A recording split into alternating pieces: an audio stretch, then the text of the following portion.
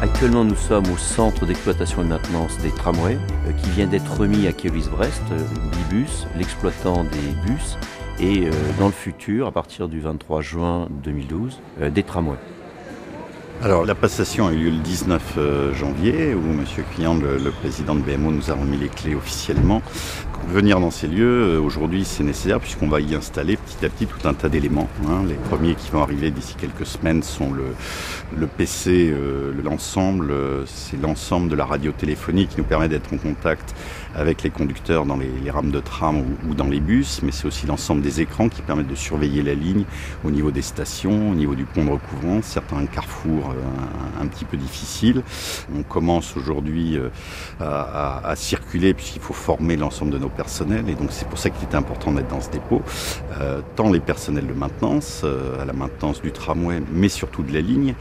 Il nous a été confié l'entretien de la ligne, donc c'est les lignes aériennes, la signalisation ferrée, les aiguillages, les stations, l'ensemble des distributeurs de tickets. Et puis il y a la partie maintenance des rames en elles-mêmes sur lequel il faut qu'on commence à prendre nos repères. Donc c'est l'atelier de maintenance des tramways qui comporte 5 lignes de réparation que l'on peut décrire très rapidement. Tout au fond, les 2 lignes qui sont des voies sur ce qu'on appelle des voies sur fosse et sur passerelle. Passerelle tout simplement puisque actuellement nous avons des tramways modernes à plancher bas qui permettent l'accès facilité aux personnes à mobilité réduite. Donc pour permettre ce plancher bas, le constructeur Alstom a passé une grande partie du matériel en toiture, ce qui impose aux mainteneurs d'aller travailler en toiture. La ligne suivante où l'on voit des lignes de vérin, des lignes de levage jaunes, qu'on distingue très bien, c'est une ligne qui permet de rentrer le tramway, de le soulever et de retirer ce qu'on appelle le bogie. Le bogie, c'est le cadre qui supporte les 4 roues avec les essieux, la motorisation et le freinage. Le principe, c'est que le bogie est retiré, remplacé immédiatement, ce qui permet de remettre le tramway en service d'exploitation commerciale sans perte de temps. Au bout de la ligne de vérin, on a une cabine, c'est une cabine de nettoyage. Les bogies, avant de les envoyer en maintenance ou en réparation, ces bogies sont nettoyées. Donc le mainteneur qui se trouve dans cette cabine est un peu isolé, peut nettoyer tranquillement, sans déranger ou sans perturber le reste des activités. Alors, à côté de l'espace de nettoyage des bogies, on a la ligne qui est ce qu'on appelle le tour en fosse. Il faut savoir qu'on est un tramway fer sur fer, des roues fer sur du rail fer, et que le principe, c'est d'user plutôt les roues que d'user le rail, dont la maintenance serait très lourde. Donc, les roues régulièrement, tous les 15 000, 20 000 km, le tramway va rentrer dans l'atelier sur cette ligne, et on va avoir un tourneur qui va reprendre le profil des roues, parce qu'avec les freinages, les roues, ce qu'on appelle des plats, elles peuvent perdre un peu leur bel aspect de roulement. Donc on reprend le profil des roues avec des programmes par le constructeur qui permettent d'optimiser au maximum la quantité de matière retirée. Voilà. Donc je demande l'autorisation de recouvrement porte de plus d'années. Autorisation accordée, porte de plus années. Nous sommes ici au poste de contrôle-commande, ou plutôt ce qui sera le poste de contrôle-commande des bus et des tramways de Bibus. Actuellement, les installations ne sont pas encore montées, mais comme nous avons commencé les essais et la formation avec 3 rames, nous avons déjà des régulateurs qui travaillent avec un système purement manuel, un plan en papier, des petits trains en plastique, un chronomètre, une main courante pour noter toutes les anomalies et les résultats des essais, et puis une liaison radio avec les tramways.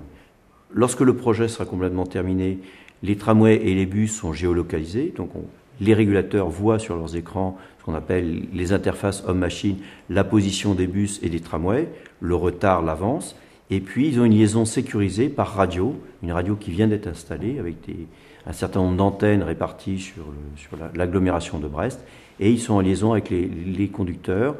Les conducteurs leur signalent leur position, actuellement signalent leur position. Les régulateurs les autorisent à rouler ou non en fonction des chantiers qui se déroulent, en fonction des points critiques et des points délicats que l'on observe sur le réseau.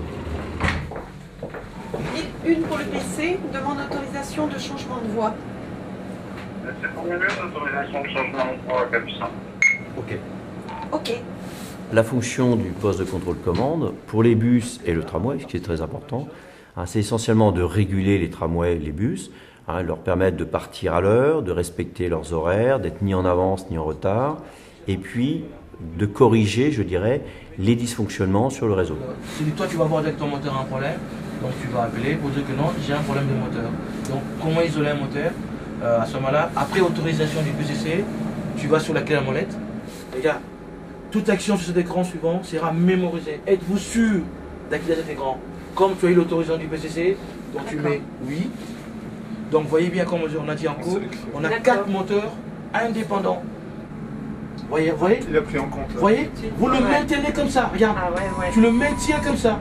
Le conducteur est capable de nous ramener un tramway de n'importe quel endroit du réseau et nous le ramener ici et après de donner la main à la maintenance.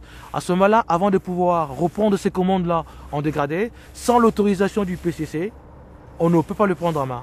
Ensuite, le PC a une importance capitale parce que le PC a la vision sur l'ensemble du réseau. Et si un tramway traîne par rapport à l'autre, le PC a la possibilité de réguler le réseau, permettre de signifier, anticiper tout ce qui arrive dans le réseau. Donc tous les conducteurs ne communiquent pas entre eux, ils passent toujours par le PC. Donc le PC reste la source de communication de l'ensemble de conducteurs. Donc les conducteurs viennent tous de bus. Au départ, sont tous conducteurs de bus qui ont été volontaires. Donc ils ont passé un test SNCF. Durant la sélection, on a regardé l'autonomie des conducteurs. La capacité à pouvoir gérer, c'est quand même 40 tonnes à vide et 52 tonnes à charge. Et donc un conducteur d'être capable de pouvoir gérer ces 33 mètres, capable de le gérer complètement et de l'arrêter en temps voulu. C'est-à-dire que non, la conduite est très anticipative. Si un piéton le coupe, si une voiture le coupe, il doit être capable d'anticiper et d'arrêter ce tramway. Par contre, un tramway a cette possibilité-là, si tout est normal, la fluidité de faire le circuit en 38 minutes. Lâche ton truc, lâche ton frein live, lâche, voilà. Et surveille sur la 30, surveille la 30, et tu reviens à 30, et tu traverses, voilà, et donne un coup, paf. À partir d'ici, c'est une zone 50, mais c'est pas encore mis, donc tu peux lancer. Allez Bernard, on est en montée, allez Bernard. On est à monter et tu surveilles là, sortie de... Il y a des passages, voilà, sortie là, dangereux. Il y a différents types de vitesses. Par exemple, en consigne, on leur dit, à la traversée de tout carrefour, la vitesse doit être maximum à 40 km/h. Par contre, le reste du réseau, il y a des endroits où on leur permet d'aller plus vite. Il y a d'autres endroits où la courbe est très prononcée. On a bien limité à 20 km/h. On garantit quand même la tranquillité des clients, la souplesse du tramway. On ne veut pas secouer les clients dans le tramway. Parce qu'un client doit rouler, le tram roule sur un matelas. Un client doit être à l'aise du début à la fin. Il ne doit pas sentir les secousses. Nos conducteurs, nous le préparons avec une conduite souple pour pouvoir ramener nos clients et à bon port. Bien Isabelle. Hein? Voilà. Un gong, toujours signaler ta présence dans le carrefour.